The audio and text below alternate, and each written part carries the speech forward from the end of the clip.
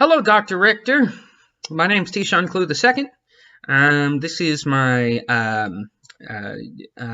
this is my video essay. So I'm also uploading this on my YouTube channel because I don't see why not. I do actually have a camera, but it turns out I left the cable to film with that instead of my desktop at my friend's house, and I'd like to get this turned in on time. But we'll see how that turns out. I hope that I am able to. Basically, I'm making this because, to be honest, I have not been doing too well in your class. Mostly because, I don't know, I felt like I've been losing my passion. And I didn't know why. I'd been working on it for a while, you know. I've been making films since I was like 14, you know. I put a lot of time and effort into the stuff that I make, and I've been passionate about it. I've got stories in my head for years. I never stopped writing, creating, but for some reason I just couldn't bring myself to get out of bed in the morning and to get doing stuff. And it was the same thing I was dealing with the first semester. I can only assume that I'm dealing with it now because of COVID and stuff, but realistically, the excuses. It doesn't matter. Point is, I want to show you that I want to show you why I'm passionate about filmmaking, and I want to show you the effort I'm willing to put into this class that I haven't been. And I know it's not going to be a fresh start, but maybe you'll see this and see some potential in me for the Tom Hanks stuff. So this video is, of course, on the movie we just watched. What was it? I think it was. Oh yeah, Singing in the Rain. So I have this cool program that I have set up because I do stuff on a daily basis. I make podcasts and live stream and stuff. So I have this program that lets me switch between screens and screen record and stuff. So if it's illegal, I don't think it is because this is a commentary video. So that's legal rights is I'm allowed to use it. So then I'm gonna use it. So basically, I'm just going to look at the movie. I'm gonna tell you my thoughts and feelings on Singing in the Rain with the best of my ability to, I don't know. I'm very passionate about the movies that I watch because for some reason I am over-judgmental, or I used to be very over-judgmental of the films that I watch. And so I always have a very strong opinion on them. And I didn't get to do this for the last one, but this one specifically I wanted to do this for because of the movie that it is. And so that's what we're going to be doing today, is going through Singing in the Rain. And yeah, so this is going to be a great freaking time.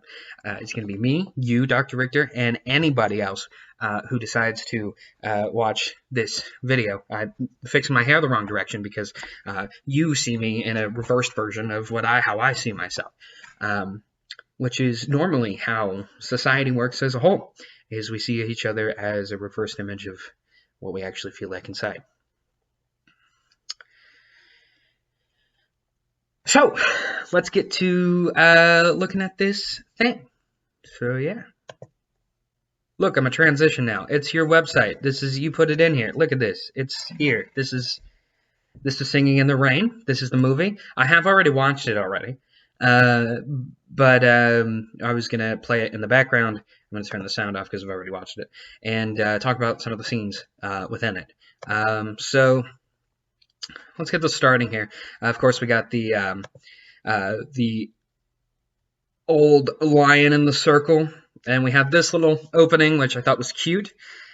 So you talked about in the lecture, something I'd like to point out. You talked about in the lecture that this movie was kind of a parody of other musicals, right? Like Guys and Dolls and I don't know, what are other musicals from that time period. I'm blanking at the moment, but I actually do know a lot of them. I'll have them listing somewhere on screen right now. But point is, I know a lot about musicals, and I've been performing for my entire life. I took my first steps in this place called the Little Theater off Broadway. That's not a lie. I did actually take my first human steps in the Little Theater off Broadway, which was a community theater down in Grove City, Columbus area that I grew up in.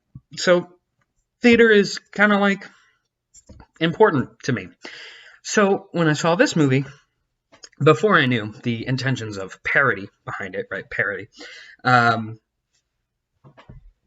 I didn't like it. I can't tell you I liked a thing about it.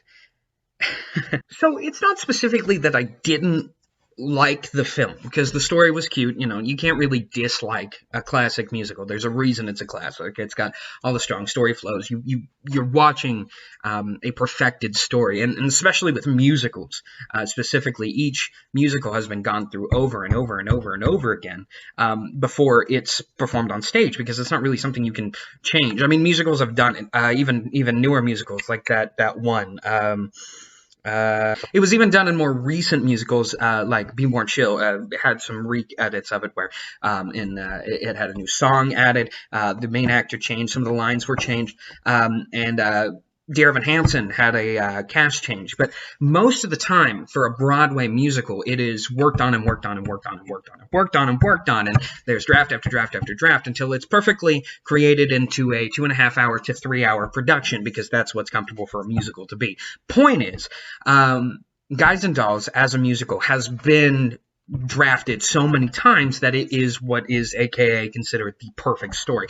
That being said, it was the perfect story for the time. I do not think, in any regard, that it fits what we consider a musical today. I feel like the musical genre has changed so drastically, which you mentioned in the lecture, that they could be considered two different genres. Especially, one thing that really, really annoyed me was the constant just cut into a music piece. Now, you're saying, yeah, it's a musical. They cut into music pieces, but I mean specifically cut into music pieces that have nothing to do with the rest of the story. It was just there to be a song.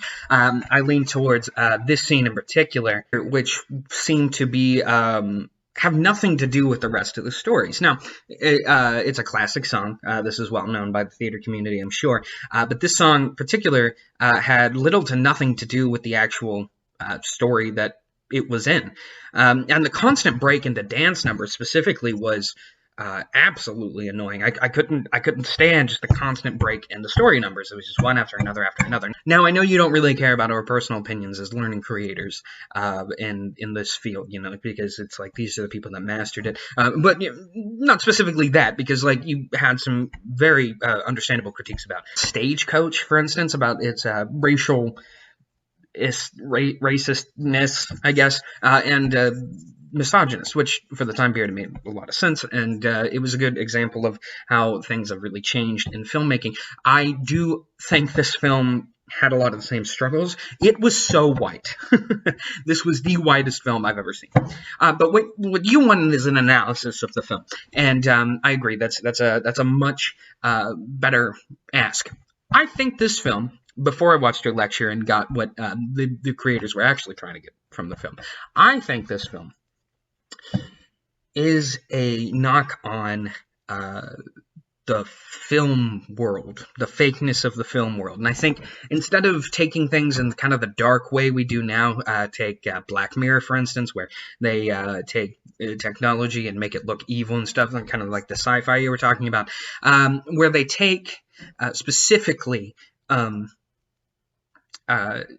something like that and make fun of it, you know, and normally they give it a dark light nowadays. But back then, everything was very light and happy, so they were making fun of it with the dancing, and the over dancing, and the dramatic performances and stuff like that. You did point out that the Broadway section, where they were doing the song about Broadway, was making fun of specifically the Broadway way of doing shows back then. Funny enough, that was my favorite part of the show. I actually, when that song kicked in, the one about Broadway, here, I'll pull up the scene. This scene was actually my favorite scene in the entire musical. Not because it was like super technical or like it was some great aspect, but I actually was taken into this scene. And call me a theater nerd or something, but this specific scene, the choreography, specifically the dance between him and the love interest, specifically this dance, caught me off guard. It completely broke from the rest of the film.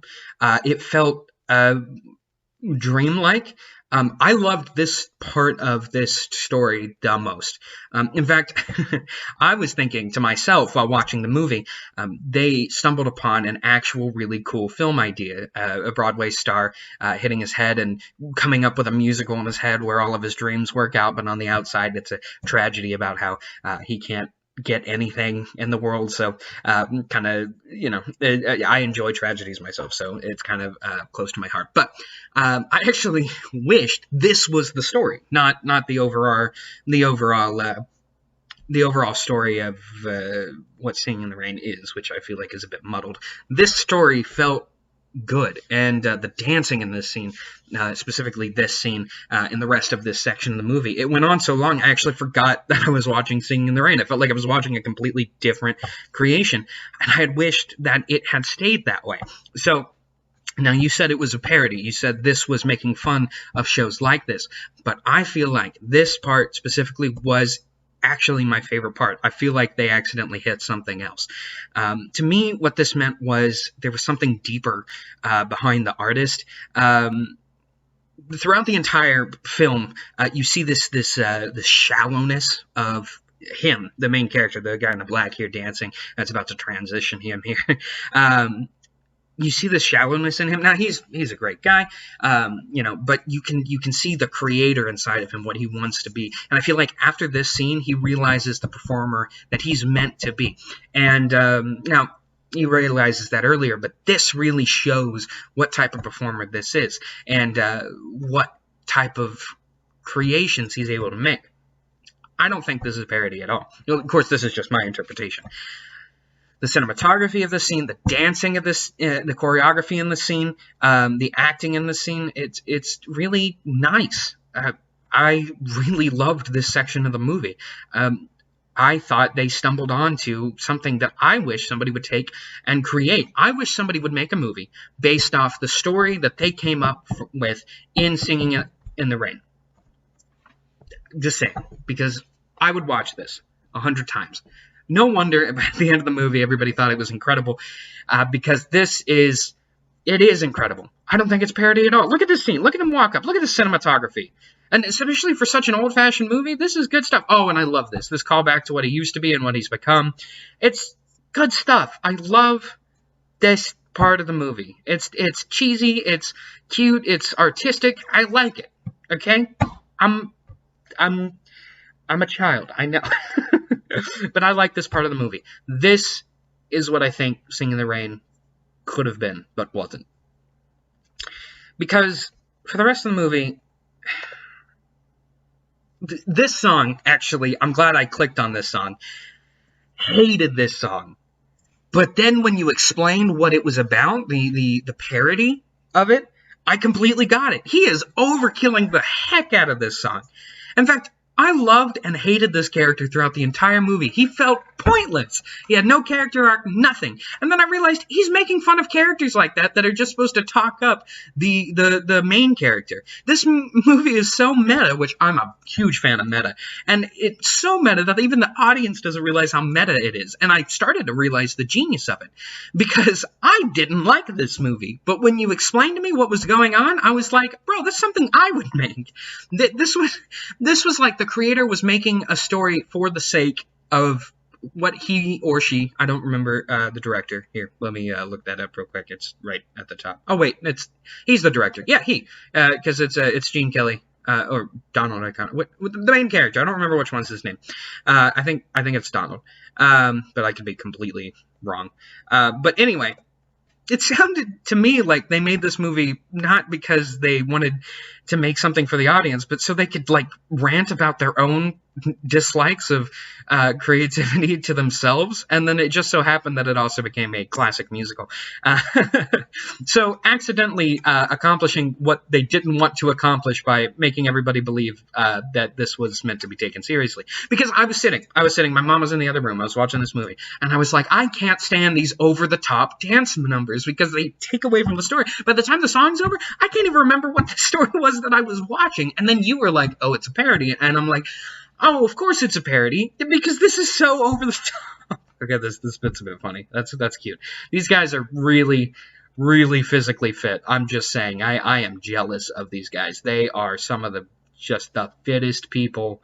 Holy crap, look at him go. He's just up and down, up and down. Oh man, I would be huffing and puffing at this point. Goodness me.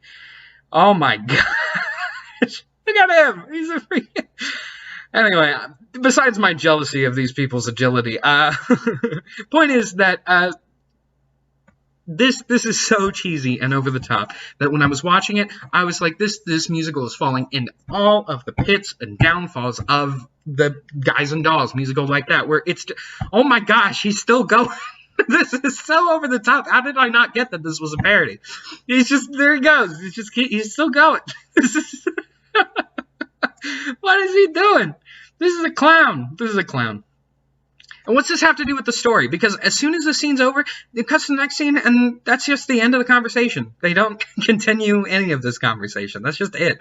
Look at him go. Who's he performing for? There he goes. Whoever built the set's going to be upset about that. I'm just saying. Whoever built that set is going to be pissed off. Goodness, you need a breather. Here's the other thing that got me, that completely confused me, made me just question everything. They know they're in a musical. It calls out the fact that it's in a musical 2 times. 2 times in the whole show. It calls out that it knows it's in a musical.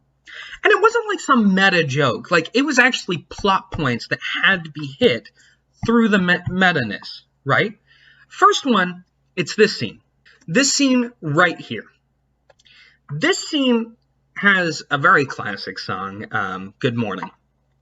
One that is quoted and chanted by theater nerds all over the world. It's a classic song. Oh, while I'm here, I'd like to point out that her character is one of the most boring female leads in any story, but that's just a gripe with me. But it's this part here that really gets me. See, they start, here they are, discussing, right? They're going to make a musical. So they start singing Good Morning. Day, March 23rd. Oh, no, your lucky day's the 24th. What do you mean the 24th? It's 1:30 already. It's morning. Yes, and what a lovely morning. Terrible acting. Good morning. Good morning. Yeah. We've talked the whole night. Good morning. Good morning to you. I can't help but point out it's a bop. It's a bop. It's a good song. Anyway, huge dance number, pointless, just tons and tons of dancing. But this isn't the problem. And they go, more dancing, more dancing, more dancing, more dancing. I'm just pointing out the fact that there's way too much dancing in this fucking movie. My apologies for the language, but holy shit, there's so much dancing. What is this? What does this have to do with the film? What are they doing?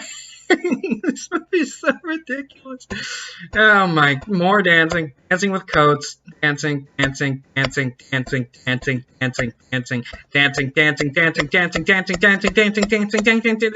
done dancing, I guess. But right here. Come here, Kathy. Come here. Now sing. Huh? I said sing. Good morning. Good morning. Now, Don, keep your eyes riveted on my face. All night through. Good morning to you. Watch my mouth. Good morning. It's great to stay up late. Good morning to you. I'd also like to point out, although I stopped it at an awkward angle, here, let me fix that for my boy. This man is one of the most beautiful human beings I've ever seen in my life. And, like, damn. Anyway, besides the point, he's probably an old man or dead now, so that's creepy. Point is, they know they're in a musical. They just reference their own song that they just sang, right? which means they know. They know they're performing all of this nonsense. They're aware of the freaking dancing. Hold on. Know about this. Like, normally in a musical, these songs are considered metaphoric, right? This is a metaphoric part of the story. This isn't really happening. This is just a musical version of what they're singing. Now, there are some musicals that break that scenario. I'd like to point out and advertise one of my favorite musicals, The Guy Who Didn't Like Musicals. I 100% think you should watch it. The point is, in any other musical, when they're dancing like this, it's because they're just expressing their feelings in a metaphorical way. The music isn't actually part of the story. But in this one, in Singing in the Rain, the music is 100% of the story. They know they're breaking out into dance. And I know this might be like over dramatizing the whole situation, but like, this is so incredible. This means in the lore and canon of this story, they just break into musicals. So this changed my entire opinion of this entire movie. You know why? Because it makes scenes like this one, where they're just dancing and doing nothing for nobody like that, it makes it make 100% sense, because he knows he's performing. He knows there's an audience watching him. He has to. Or maybe in this world, it's 100% normal for people to break out into dance, which wouldn't make any sense because of the Singing in the Rain song, the song that the whole show is based off of. This one, right? Not that one. That's too far. There, this song, right here. When he gets stopped by the police officer, because you pointed out that was a reference to how acting weird like this was not part of society. You weren't allowed to do stuff like this. And he starts splashing in the puddle. All of a sudden, the police officer walks up to him and stops him, which means 100% this is not normal behavior.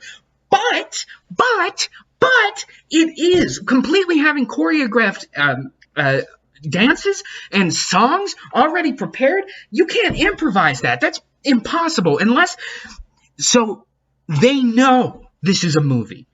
They know. And they don't reference this more than twice. The second time they reference it, so you know the classic song, Singing in the Rain, this one.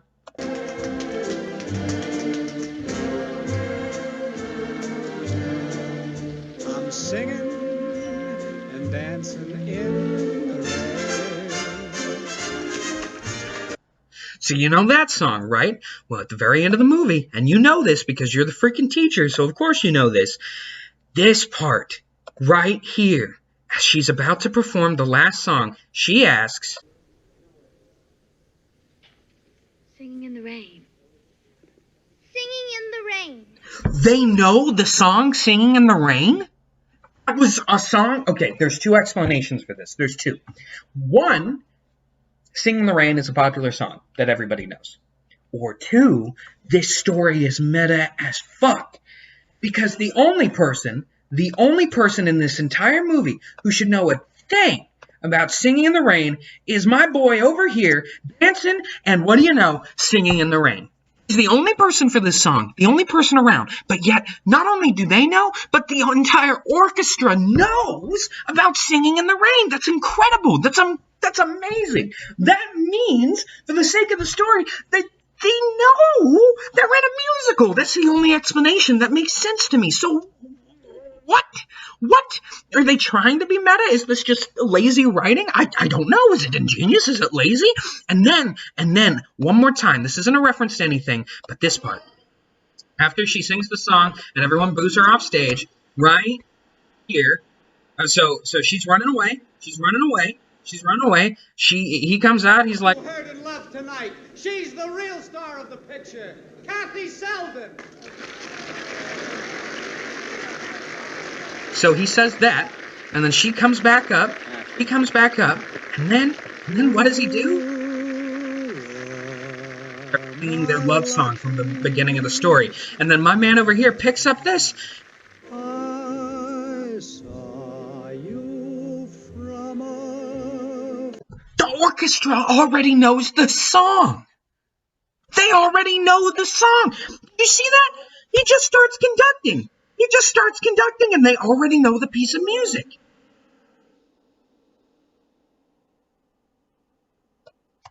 I think I'm on a major conspiracy here. You didn't point this out. I want to point out, and I'm probably way overthinking this, but 3 times in the story, I forgot about that last one until I got to this scene. 3 times in the story, they reference the fact that other characters know the songs they're singing, and not only that, but the songs they're singing and the dances they're making, according to this scene right here, where he tells her to re-sing the song they just sang. That means that they are singing and dancing all of these songs, which 100% makes sense why they're putting on these giant choreographed performances, why they're dancing for no reason at certain points, like with the guy in the place, not this guy in that place, not that guy in that place. That guy makes sense. It's a love song, it's a musical, whatever. This guy in this song, this now makes sense why they would just start a song in a random location. I think they know, and I think that's part of the joke. This musical not only points out that it's a musical, the characters know they're a musical and act ridiculous because of that. From beginning to end, they know. The whole world knows. What does this mean for the director? Either this is a completely lazily written movie, which as much effort and work they put into it, I don't think so, or this was on purpose. And that's cool, because this is a really old movie to be making those meta jokes like that. And they're like, you wouldn't notice them at first, but it's like nuances. Now, as someone who's really bad at writing nuances, and I'm working on it, but only likes the really extreme sides of things, those nuances are cool, because it's not something you notice on a first viewing. But I did notice it on the first viewing, but that's just because I'm a master at watching movies. But because of that, the movie is so much more than I thought it was. This movie's smart. This movie knows what it's doing. That's cool.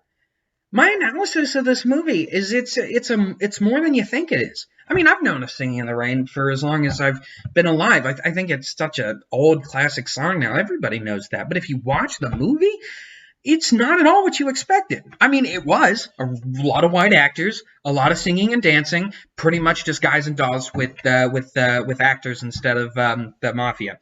But it's so much more than I thought it was. At first, I was mad. I was like, well, that's lazy writing. There's no way he would know that song for them to re-sing, because songs aren't actually part of the story. They're just a metaphorical part. And musicals don't reference their music unless there's a purpose, right? There has to be a purpose. Every part of a movie has to be have a purpose, right? Because this is a musical. That means it's gone through draft after draft after draft after draft after draft, which means they left that line in on purpose all 3 of those times, and they made it rare so that when it happened, you didn't know it happened, and only you would notice if you had watched it multiple times. This movie's ingenious, and I don't really like it, but I respect the fuck out of this movie.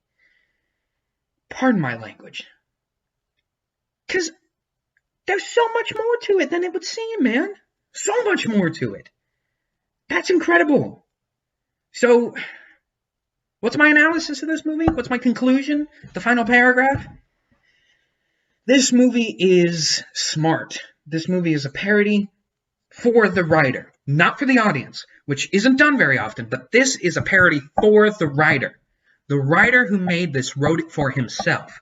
And that's good, because that means he was passionate about the project and ended up making a classic. So he's done something right, because everybody knows Singing in the Rain. Everybody knows Good Morning, less so, but you know what I mean. He's made a classic musical that is performed on stage to this day. He did something right?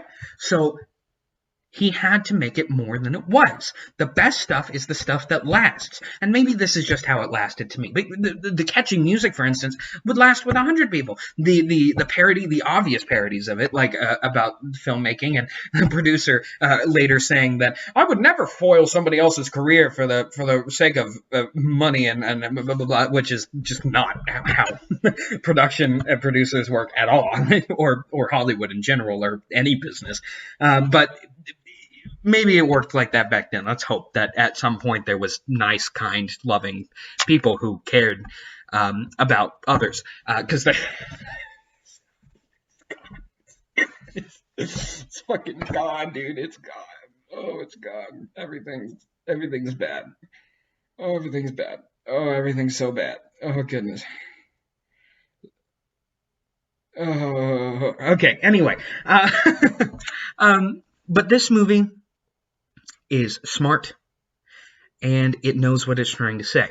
And the only person it's made for is the person who made it, which, in my opinion, is the best kind of art, because you're no longer trying to impress somebody. You're just trying to make something that you're proud of. And the person who made this movie completely succeeded, because he made a movie for himself and still had it be a classic in the end. And honestly, it doesn't matter my opinion at that point. He is a success with this project. I'm not really a big fan of Gene Kelly, Donald Glover, Debbie Reynolds, sorry. But I bet they went on to do a lot of other projects, because I recognize their faces, so I must have seen them in something, probably with my grandfather, because he loved really old movies, and I watched them with him. They bored me a lot, but he liked Westerns and stuff, and the more we're learning about Westerns, the more I question my grandfather, and that's making me sad. So,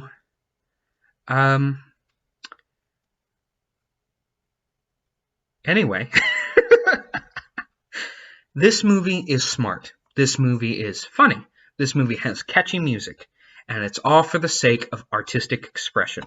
And my favorite part of it, definitely think somebody should create into their own movie, because that story was really cool too. But that's a side note. This movie was good, and obviously so. It was a success. And what more can you ask? The meaning behind the movie? In my opinion, I think the story wasn't meant to be bigger than it was. I think this movie was genuinely made about two guys and a girl making a musical. I think that's what it was about. But you say parody, must have had other people say it was parody. He might have even said it was supposed to be a parody. But to me, that was what this was about. I think the other stuff that I got into, the conspiracy theories and all that, I think they are just conspiracy theories. I do think it is bad writing, but it's really fun to think that it might be a lot more. And it could be. I don't know. I wasn't the writer. But the writer was passionate. It was a smart movie. And these songs will be sang till the day we die. So, good morning. Good morning. I think it's midnight now.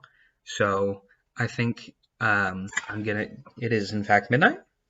So I'm going to stop filming this and go to bed. So thank you so much for watching, Dr. Richter. I hope I may have made a better impact than I have, and showed you that I am passionate about your class. I'm trying to get back into the ring of things, genuinely.